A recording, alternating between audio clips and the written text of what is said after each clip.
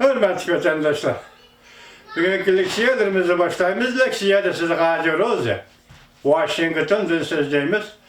Bugün Tüzdağı 4. ayının 2020 yıl 4. ayının 20. günü. Bugün Uygurlar için Uygurların hayatları. Yani Uygurlar müstemlike boğandığın ki tüncü katem halkara cemiyet yani Amerika Koşmuş Ştatlar'da Uygurların kişilik hukuku boyunca birinci kadem, tüncü kadem başlanğan mübarek gündür. Mübarek hatırı günüdür ve mübarek tarihi gündür. Bugünkü vaziyetin ise hürmetli vatandaşlar, muşu işki diye ki Şangalı kol geliş başlanğan gün 24 saat içinde Azerbaycan'da yani bir iş yüz belki o bolsa mı Cungo Cemaat Xavfsizligi Ministerligi'nin muavin ministeri Sullican degan kişi kol gelindi. Şangang'da yüz bergen vaka, Hong Kong'da yüz bergen kol geliş vakası bilen Sullican degan kişinin Beijing'de kol gelişi 24 saat içinde yüz berdi vatandaşlar. Endi bilgen sizlerge bizden yetkizdiğimiz avval virüs opti tüpeyle bilgen dünyada 2 milyon 415 bin 370 nefer kişi jukumlandı. 165 bin 903 nefer kişi vefat buldu. Amerika Koşmuş Ştatlar'da 759 bin 786 nefer kişi jukumlandı. 40 bin 683 nefer kişi kisel virüs opti tüpeyle vefat buldu. 2020 yıl 4. ayının 20. günü Washington vakti saat ettiğin saat 6'dan 5 minut ötkende haber kılgıcı organ simlak televizya CNN. Endişilerle sözleydiğim mavzumunda vatandaşlar Prezident Trump Cungo'ya agahlandırış verip jukumluk virüsünün akıbetine verdiği elişini eskertti. Mavzuda haber 4. ayının 19. günü Amerika vazının Xitay Til programı ilan kılındı. Haber bundan başlar. Amerika Koşmuş Ştatlarının Prezident Trump Cungo'ya agahlandırış verip bundan görsetti. Cungo jukumluk virüs partlaşının akıbetiyle ege buluşu gerek. Amerika Koşmuş Ştatlarının Prezident Trump Şembe günü yani 4. ayının 18. günü Aksaray'da muhbirlarını kütüpheleş yığınında bundan görsetti. Eğer Cungo yeni tacısıman jukumluk virüsünün partlaşıda kastellek mesuliyeti sadır kılgan bolsa akıbetke ege buluşu lazım. Prezident Trump bundak görsetti. Eğer hatalık sadır kılgan bolsa, hatalık o beri bir hatalıktır. Eğer ular bilip durup şundak kılgan bolsa, kelip çıkan akıbetke ege buluşu lazım. Keskin vatandaş cümleler intayın keskin. Prezident Trump bundak görsetti. Ular yani Cungo'luklar bundak kılıştan avval Amerika Cungo münasibeti yaxşı bir holatda turatdı. Prezident Trump bundak görsetti.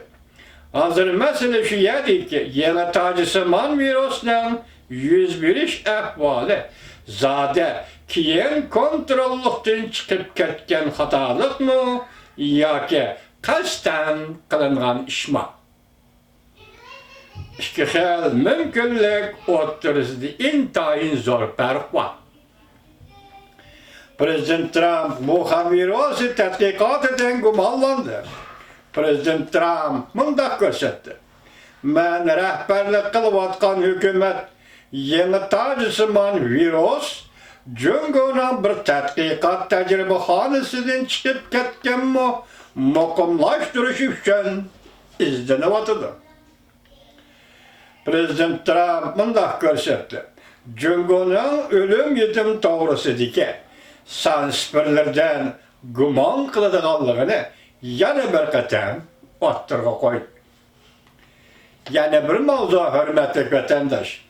Amerika, Angliya hamda xalqaro tashkilotlar Hong Kong saqchilarining demokratchil zotlarni zo'r ko'lamda qo'lga olishini aybladi. Mavzuli xabar 4-ayning 19-kuni Amerika ovozining Xitoy til programmasi e'lon qilindi. Xabar bundoq boshlandi. Amerika Qo'shma Shtatlari, Angliya xalqaro tashkilotlar ve Hong Kong teşkilatları, Hong Kong saqchilarining demokratchil zotlarni keng ko'lamda qo'lga olishini aybladi. Bundan burun Li Jungmin qatorliq 15 nafar demokratchil zotlar qo'lga olingan edi. O'tgan yil 6-oyda Hong Kongda boshlangan hukumatga qarshi namoyishdan beri Hong Kong doiralarining demokratchil zatlarını qo'lga olishi keng ko'lamli bostirish bo'lib hisoblanadi. Prezident Trumpning ma'muriy doiralari 4-oyning 18-kuni Hong Kong doiralarining qo'lga olish harakatini qattiq aybladi. Va bunda qo'lga olish Jungoning bergan va'dalari bilan sig'isha olmaydi deb ko'rsatdi.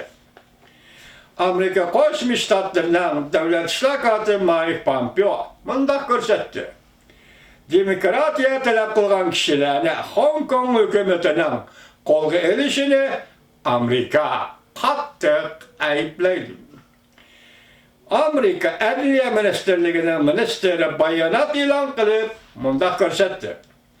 Hong Kongda kishilik huquq va demokratchil faoliyatchilarni qo'lga olish harakatlari qonun bilan boshqarishga ve xalqning erkinligiga yeniden qilingan hujumdir. Bor Adliya ministrligining ismi bor ekan, Angliya Xitoy shundoq debdi, men shundoq dedim. Bor efendi yana bundaq ko'rsatdi.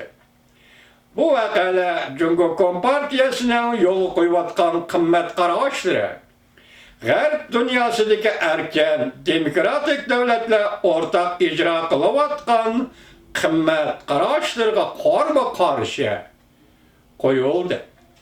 Bularni qo'lga olish Jungo Kompartiyasiga ishongil bo'lmaydiganligini ko'rsatib berdi.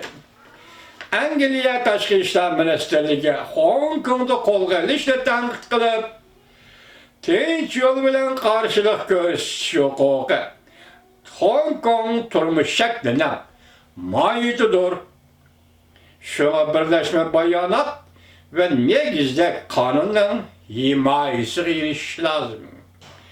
Xalqaro advokatlar jamiyati o'z ishiga olgan holda Xalqaro qonunchilar tashkiloti Hong Kongda 15 nafar demokratchil zotlarning qo'lga olinganligiga diqqat qilib, ayblashni bekor qilishni, siyosiylashtirishni to'xtatishni, nishonliq nazorat qilishni to'xtatishni qattiq murojaat qildi.